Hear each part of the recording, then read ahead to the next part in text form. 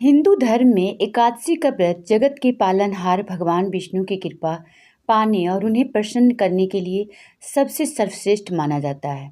पंचांग के अनुसार एक साल में 24 बार एकादशी का व्रत रखा जाता है। हर माह में 2 बार एकादशी तिथि पड़ती है। हर एकादशी का अपना अलग नाम और महत्व धर्म शास्त्रों में बताया गया है। मार्गशीर्ष मास की कृष्ण पक्ष की एकादशी को उत्पन्ना एकादशी के नाम से जाना जाता है। आज यानी 26 नवंबर 2024 को उत्पन्ना एकादशी का व्रत रखा जा रहा है। एकादशी का व्रत शुरू करने के लिए उत्पन्ना एकादशी सबसे उत्तम मानी जाती है। जो लोग साल भर तक एकादशी व्रत का अनुष्ठान करना चाहते हैं, उन्हें मार्गशीर्ष कृष्ण पक्ष की एकादशी से व्रत शुरू करना चाहिए। इस कथा का पाठ किए बिना उत्पन्ना एकादशी का व्रत अधूरा माना जाता है। उत्पन्ना एकादशी के दिन इसकी व्रत कथा का पाठ जरूर करना चाहिए। ऐसी मान्यता है कि व्रत कथा पढ़ने से उत्पन्ना एकादशी व्रत का पूर्ण फल मिलता है। साथ ही उत्पन्ना एकादशी की व्रत कथा का पाठ करने से पूजा सफल होती है और श्री हरि विष्णु जी प्रसन्न होते हैं। तो आइए मेरे श्रोतागण सुनते हैं उत्पन्ना एकादशी की कथा। शतयुग में एक भयानक राक्षस मूर था। मूर बहुत शक्तिशाली और वीर था। मूर ने अपनी अद्भुत शक्तियों से इंद्रदेव सहित कई अन्य देवताओं को हराया और इंद्रलोक पर शासन करने लगा। मूर के अत्याचार को समाप्त करने के लिए सभी देवताओं ने भगवान शिव की सहायता मांगी।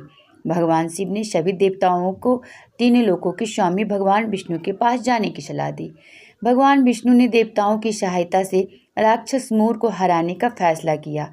भगवान विष्णु अपने देवताओं के साथ चंद्रवती नामक नगरी में आए। इस नगरी का राजा मूरदैत्य था। भगवान श्री हरि विष्णु एक ओर थे और राक्षस मूर दूसरी ओर अपनी पूरी सेना के साथ युद्ध करने को तैयार था। पौराणिक कथा के मुताबिक भगवान विष्णु ने अपने दिव्य चक्र और गदा से मूर की पूरी सेना को मार डाला, लेकिन भगवान विष्णु के सभी हथियार मूर राक्षस की शक्तियों के सामने असफल रहे। ना तो उनका चक्र ना ही उनका गदा राक्षस मूर की गर्दन और शीश काट सकती थी। भगवान विष्णु और मूर के बीच लंबे समय तक युद्ध होने के बाद मल्ल युद्ध शुरू हुआ। मल्ल युद्ध में अस्त्र शस्त्र का इस्तेमाल नहीं किया जाता है, बल्कि शारीरिक बल का प्रयोग होता है। मान्यताओं के अनुसार भगवान विष्णु और मूर के बीच 10,000 वर्षों तक संघर्ष हुआ। युद्ध जारी रहता देख भगवान विष्णु ने युद्ध को छोड़कर बद्रिकाश्रम की हेमवती गुफा में विश्राम करने चले गए। भगवान विष्णु का पीछा करते हुए राक्षस मूर बद्रिकाश्रम पहुंचे। दानव मूर ने भगवान विष्णु को शयन करते देखा और सोचा कि यह उचित समय है कि उन पर प्रहार कर सके। तभी राक्षस मूर के अंदर ऐसी भावना का प्रतिकार करने भगवान विष्णु के दिव्य शरीर से एक शक्तिशाली कन्या प्रकट हुई। वह कन्या गौरवशाली और शक्तिशाली थी और भगवान विष्णु की रक्षा करने के लिए बहुत से अस्त्र शस्त्रों से सुसज्जित थी। भगवान विष्णु के इस दैवीय स्त्री ने मूर को युद्ध में हराया और उसके शीश काटकर उसका वध कर दिया। उस कन्या की अद्भुत शक्ति की सभी देवताओं ने प्रशंसा की। जब भगवान विष्णु निद्रा से उठे, वे अपनी शक्ति को नहीं जानते थे, इसलिए इन्होंने कन्या से अपना परिचय देने का आग्रह किया।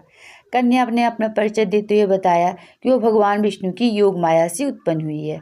भगवान विष्णु ने उनकी स्त्री शक्ति से बहुत प्रसन्न होकर उनसे इस महान काम के लिए वरदान मांगने का आग्रह किया।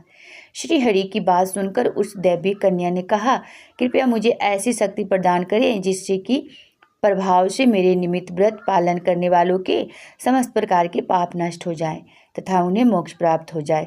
कृपया मुझे सभी तीर्थों में सबसे महत्वपूर्ण और सबसे अच्छा बनने की प्रेरणा दें।